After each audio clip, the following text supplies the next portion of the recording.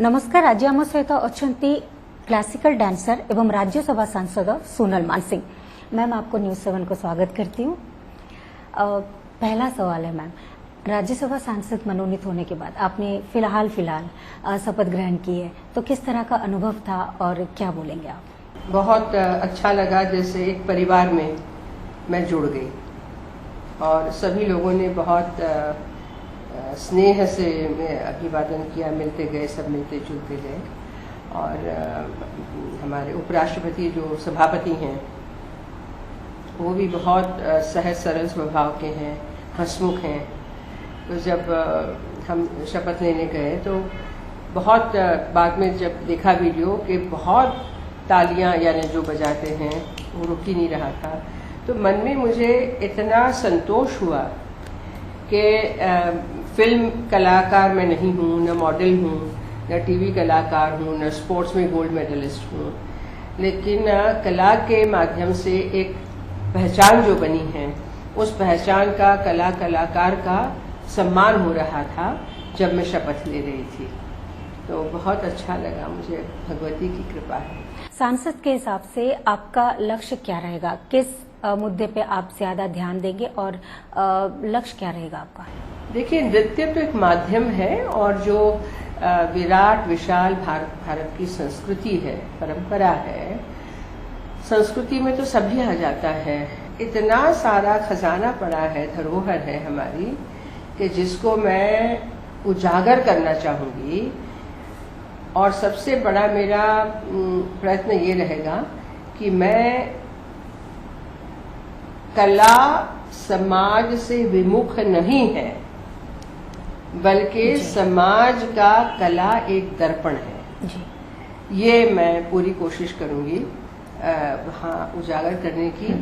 और उसी के द्वारा इतने सारे जो अभी इश्यूज हैं जी, बहुत सारे इसमें प्रश्न आ जाते हैं कि कलाकार, समाज, स्त्रियों महिला सशक्तिकरण के इश्यूज हैं, इसके हैं, पर्यावरण के हैं जी, नदियों के हैं, जो रिवर पोल्यूशन के, वो सारा इसमें आ जाता है। आप एक नृत्य शिल्पी है और अभी सांसद भी हैं, तो ज्यादा फोकस आप नृत्य पे देंगे या सोशल वर्क पे देंगे? किस पे ज्यादा फोकस रहेगा? ये ज्यादा कम का तो प्रश्न नहीं उठता है ना। जैसे जैसे संयोग बनेंगे वैसे वैसे प्रश्न उठाए जाएंगे ना जी। आप उड़ीसा की बहू हैं और उड़ीसा के लिए आपके लक्ष्य क्या रहेंगे, क्या करना चाहेंगे आप? अब उड़ीसा के लिए विशेष रूप से कुछ करना, ये तो देखना पड़ेगा। ये मैं इसलिए कह रही हूँ कि उड़ीसा मेरा अति प्रिय स्थान है, क्षेत्र है। उड़ीसा की कलाओं को लेकर, प्राचीन परंपराओं को लेकर, जयदेव की गीत गोविंद को लेकर, पाला, मयूरभंज, छाँव, कितनी सारी उसकी विधाओं को मैं बाहर लाई हूँ। लेकिन मैं यदि ये कहूँ तो गलत होगा कि मैं मात्र उड़ीसा को लेके चलूंगी। वो तो हो नहीं सकता ना कि मैं एमपी उड़ीसा की नहीं हूँ। कला संस्कृति के क्षेत्र से एक नाम लाया गया, मनोनीत जो राष्ट्रपति जी ने किया, तो ये पूरे भारत को लेके चलना है, ऐसा मैं मानती हूँ। मैम, आप उड़ीसा की बहू हैं, तो उड़ीसा के साथ आपका रिश्ता कैसे जुड़ा? और किस तरह से वो रिश्ता आपका अभी भी बहुत ही सुमधुर है? आप इतनी कला की तारीफ करती है, तो कैसा रिश्ता आपका जुड़ा? मेरा पहला कार्यक्रम, वैसे तो दिल्ली कई बार आई थी, लेकिन पहला कार्यक्रम जो सप्रू हाउस में हुआ, सप्रू हाउस ही था, कमानी वगैरह कुछ था ही नहीं। हाँ जी। 3 दिन का उत्सव था, सबसे ओपनिंग मेरी थी। उसमें दमयंती जोशी, रोशन कुमारी, उस्ताद विलायत खान, इंद्राणी रहमान जैसे दिग्गज कलाकार थे, और उसमें मेरा बहुत बड़ा नाम हो गया। तो जो एक उड़िया वहाँ बैठे थे, उनके साथ मेरा परिचय हुआ और फिर बात बढ़ी, और उनके पिताजी ने मेरे पिताजी को दरख्वास्त भेजी। उनके पिताजी की वजह से, यानी मेरे ससुर जी की वजह से, डॉक्टर मायाधर मानसिंह, जिनका नाम मैं अत्यंत श्रद्धापूर्वक लेती हूँ, तो उनकी वजह से मुझे उड़ीसी सीखने का मौका मिला। मैडम बहुत बार देखा गया है कि जैसे सचिन तेंदुलकर जी को कहिए या फिर रेखा जी को कहिए, इनके संसद में बहुत ही कम कार्य दिवस रहे हैं और बहुत ही कम ये लोग अटेंड कर पाते थे। तो इस मुद्दे पे आप क्या बोलना चाहेंगी? कितना संसद के लिए आप अपना टाइम देंगी? संसद में रहना, सुनना, जानना और फिर प्रश्न उठाना, बताना बहुत आवश्यक है। और चूंकि मैं सोशल वर्क करती आ रही हूँ और ऐसे परिवार से भी हूँ, मेरे अपने विचार भी वो हैं, तो मेरा ख्याल है कि संसद को मैं बहुत ज़्यादा प्राथमिकता दूंगी। अदरवाइज उसके साथ अन्याय होगा। मात्र शोभा का स्थान लेकर बैठा रहना ये मेरे स्वभाव में नहीं है। मुझे लगेगा मैं नहीं कर पाऊंगी, मुझे न्याय करना ही पड़ेगा। बहुत सारी चर्चा रहती है, मीडिया रिपोर्ट्स रहती है कि आप एक सैफरन आर्टिस्ट हैं, तो और आपको राष्ट्रपति जी ने अभी राज्यसभा के लिए मनोनीत किया जा रहा है, लेकिन चर्चा ये हो रही है कि आपको बीजेपी ने एज ए सांसद आपको चुना है। क्या बोलेंगे आप? तो आप कहेंगे कि रेखा जी कांग्रेसी हैं, सचिन तेंदुलकर कांग्रेसी हैं, लता मंगेशकर जी कांग्रेसी हैं, जो उनके टाइम में आए उनका क्या? तो कला को पॉलिटिक्स के साथ यूपीए ने जोड़ा है, उसके पहले ये नहीं था। यूपीए पहली बार जब आई ना 2004 मई में सरकार बनी और वो एक एजेंडा लेके आई, उसमें कम्युनिस्ट के 64 सीपीएम के सदस्य थे ना, जिसकी वजह से उनकी सरकार बन पाई। जी। एजेंडा लेके आई कि जो कल्चरल फील्ड में अपॉइंटिंग है उनको सबसे पहले हटाना है। तो ये बहुत गलत बात है कि ये सैफरन है, वो हरा है, वो ब्लू है, वो लाल है। कैसी बेहूदी बात है, बेहूदी बात। मैम, आपको लगता है कि बहुत बार चर्चा भी हुई है इस टॉपिक को लेकर, कला और राजनीति का मिश्रण होता है। आपको लगता है कि जब से प्रधानमंत्री नरेंद्र मोदी जी की सरकार आई है, आर्टिस्ट ऐसे बयान देते रहे, तो इंटॉलरेंस जो है वो बढ़ा है या कमा है? आपकी क्या राय रहेगी? जो इंटॉलरेंट है, ऐसे डमरू बजाते हैं कि दूसरे इंटॉलरेंट हैं, वो स्वयं इतने ज्यादा इंटॉलरेंट हैं किसी की बात सुनने को भी तैयार नहीं। तो ये सब बातें मुझे लगता है कि असहनीय है, खेदजनक है कि यदि आप कलाकार हैं, कला में ओतप्रोत आपका जीवन है, तो आपका मन तो विशाल होना चाहिए, आपका हृदय खुला होना चाहिए। तो ऐसे कैसे कलाकार हो सकते हैं? सॉरी।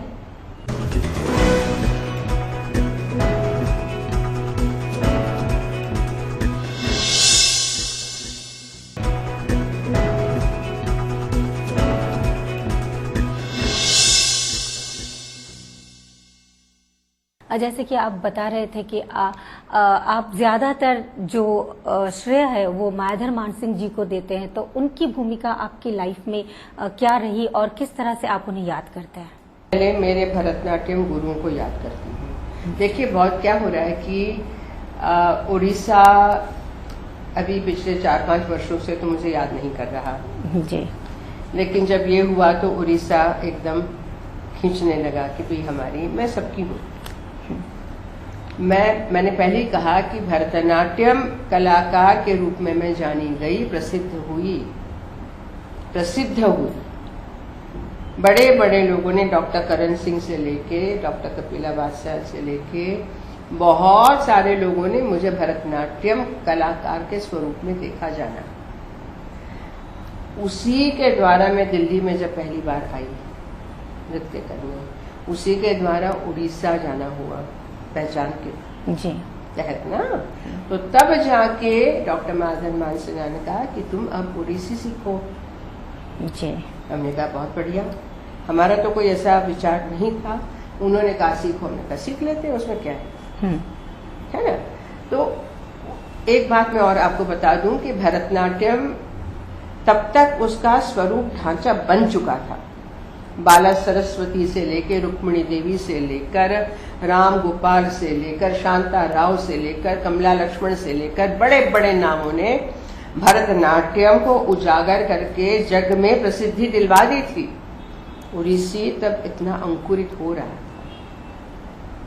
तो इसीलिए ओडिसी में जो पहले तो केड़ू सर के पास मुझे ले गए, बाद में जब 5 वर्ष में मेरा विच्छेद हुआ उस संबंध का, तो केड़ू सर ने मुझे तो हटा दिया, कहा जाओ अब तुम्हारा मेरा कोई रिश्ता नहीं। तो मैं दूसरा नाम जो बड़े आदर के साथ, श्रद्धा के साथ और धन्यवाद के साथ लेती हूँ, वो है श्री जीवन पाणी। बहुत बड़े कवि, लिरिकल पोएट, स्कॉलर, अद्भुत व्यक्ति। कभी उन्होंने छाती फुला के नहीं कहा कि मैं सब जानता हूँ। He became my Guru and mentor वर्षों तक। उनकी छत्र छाया में, उनकी गाइडेंस में मैंने जो हासिल किया वो है। तो ओडिसी अंकुरित हो रहा था उस वक्त ये सारा हुआ, और ओडिसी को बहुत ज्यादा आगे बढ़ाने में, नए नए उसके पुरानी चीजों को ला के नए आयाम दिखाने में, ओडिसी को पॉपुलराइज करने में, तो मेरा हिस्सा लोगों को समझ में आया। भरतनाट्यम ऑलरेडी बना हुआ था। आपने कला के क्षेत्र में, नृत्य के क्षेत्र में बहुत ऊंचाइयां को छुई है और बहुत सारे सम्मान आपको मिल चुके हैं। भारतनाट्यम और ओडिसी, इन दोनों डांस में से कौन से आपके मन के बहुत करीब है और कौन सा डांस आपको ज्यादा संतुष्टि देता है? भरतनाट्यम में भी मैं गीत गोविंद करती थी, ओडिसी में भी करती हूँ, और जयदेव के लिखे हुए रागों को छानबीन कर, संगीत रत्नाकर से निकाल कर उन तर्जों पे करती हूँ। तो तब लोगों को लगता है कि ये तो कुछ अद्भुत है। वसंत राग जो लोग गाते हैं, दक्षिण वाला वसंत है, वो एक वीर रस वाला है। उत्तर भारत में जिसको वसंत कहते हैं, वसंत, वो थोड़ा सा पेंसिव है, थॉटफुल है, भारी है।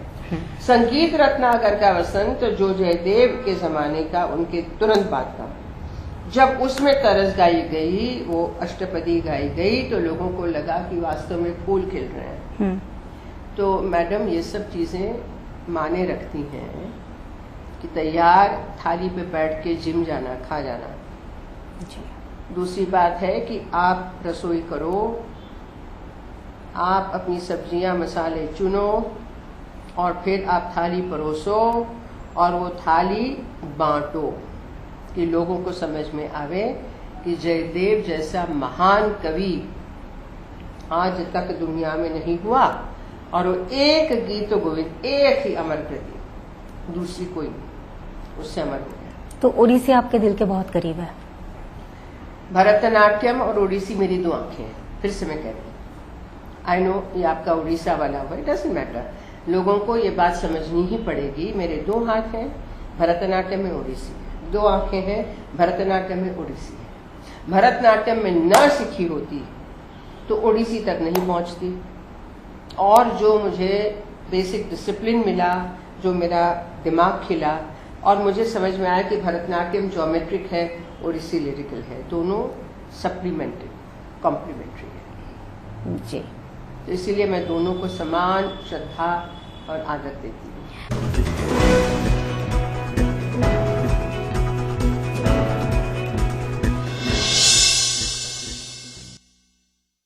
आपकी पैदाइश मुंबई की है और आप लेकिन उड़ीसा की बहू है, तो उड़ीसा के साथ आपका रिलेशनशिप कैसे बना, किस तरह से आपका रिश्ता बना? मैं बहू थी, उसके बाद कहा गया कि आप उड़ीसा की बेटी हैं। बहुत अच्छा लगा सुनने में। बहुत बार मीडिया रिपोर्ट्स या चर्चा को अगर माने तो आप अपने आप को उड़ीसी बोलने में थोड़ा सा कतराती हैं, क्या ये सच है? क्या बोलना चाहेंगे आप? आज आपके साथ मैंने ये बात स्पष्ट की है, और जब ये अनाउंसमेंट हुई 14 तारीख को, तो उस दिन जो सब चले आए ओडिसी चैनल वाले, उस वक्त मैंने निश्चित रूप से कहा, क्योंकि इतना ज्यादा जो ओडिसी ओडिसी ओडिसी ओडिसी ओडिशा, तो मुझे लगा कि it is not fair, it is not fair at all. Number 1 कि मैं नृत्यांगना हूँ, मेरी हिस्ट्री अलग है, ओडिसी मेरे जीवन में बाद में आया। अंत में जो लोग आपको देख रहे हैं यहाँ पे, ओडिसी बोलिए या आप तो सबकी हैं एज ए सांसद, आप लोगों को क्या मैसेज देना चाहेंगे? मैं क्या मैसेज दूं, मैं तो बहुत छोटी सी हूँ, मेरा कोई ऐसा संदेशा नहीं है, लेकिन मैं अपने हृदय की बात करती हूँ, मन की बात करती हूँ ना। मैंने पहले ही कहा कि मैं डिप्लोमेटिक बिल्कुल नहीं। जो मेरा मन कहता है, जो मेरी संवेदना है, वो मैं हमेशा प्रकट करती हूँ, है ना। तो मैं इतना ही कहूंगी कि उड़ीसा की भूमि, कलिंग उत्कल की भूमि, उत्तर प्रदेश की भूमि, भारत भूमि विशेष है। उसमें विशेष ये है कि यहाँ की जो अविरल धारा है संस्कृति सभ्यता की, सौंदर्य बोध की, वो शायद बहुत क्वचित देखने मिलती है। जहाँ नृत्य, संगीत, साहित्य, शिल्पकला, चित्रकला, बुनाट की कला, सिल्क, नदी नाले, पर्वत श्रृंखला, वनराजी, क्या नहीं है। लेकिन फिर पखाड़ा खा के सोने वाला जो मामला है ना, वो सब चीज को, यानी कहने का मतलब यह है कि तात्पर्य कि वहां मिनरल्स कितने हैं, धातु। तो उड़ीसा का जो स्टैंडर्ड है, इकोनॉमिक स्टैंडर्ड, वो इतने वर्षों में क्यों ऊपर नहीं आ सका, उस पर भी तो उड़िया लोग विचार करें। शायद अब ज्यादा जग रहे हैं। तो ये सवाल जो है ये आपका लोगों के लिए है या उड़ीसा की सरकार के लिए है? लोगों के लिए। सरकारें आती हैं जाती हैं, लोग हैं जो सरकार चुनते हैं, बनाते हैं। तो लोगों को तो जगना आवश्यक है। तो आपको लगता है कि लोगों को भी जगना चाहिए? क्योंकि ये जो सरकार है, इस सरकार की जो भी आपने बातें कही, इसके लिए लोगों को भी जगना चाहिए और नई सरकार चुननी चाहिए? नहीं, मैं ये नहीं कह रही हूँ नई सरकार आवे, जो भी आएगी आएगी। इतने वर्षों में क्या हुआ? ये पहली सरकार तो नहीं है ना। तो मैं तो एक जो धारा आ रही है उसकी बात कर रही हूँ। मैं एक सरकार विशेष की बात नहीं कर रही हूँ। आप समझ रही मैं क्या कर रही हूँ? कि जब से भारत स्वतंत्र हुआ, उड़ीसा में सरकार बनी कि नहीं बनी, उसके बाद कितनी सरकारें आई गईं, और सभी सरकारों को पता है कि उड़ीसा में कितनी धातु, कितनी चीजें पड़ी हैं। So much is there. फिर क्या हुआ? ये नेगेटिव नहीं है। मैं कोई ऐसा ना माने कि मैं क्रिटिसाइज कर रही हूँ। मैं कह रही हूँ कि उड़ीसा इतना क्या कहेंगे, इतना सुरम्य देश है, एक प्रदेश है, इतना सक्षम है, इतना रिच है, तो क्यों नहीं यहां से यहां जाए? राइट? मैं ये सही बात है कि पॉसिबिलिटीज जो है, वो पॉसिबिलिटीज को पकड़ो। चलो, जगन्नाथ जी का रथ खींच रहे हो ना, तो चलो उड़ीसा का रथ खींचो। बहुत अच्छी बात कही मैडम आपने, और हमारे साथ इतना समय देने और हमारे साथ बात करने के लिए बहुत बहुत शुक्रिया। मुझे आनंद हुआ। धन्यवाद।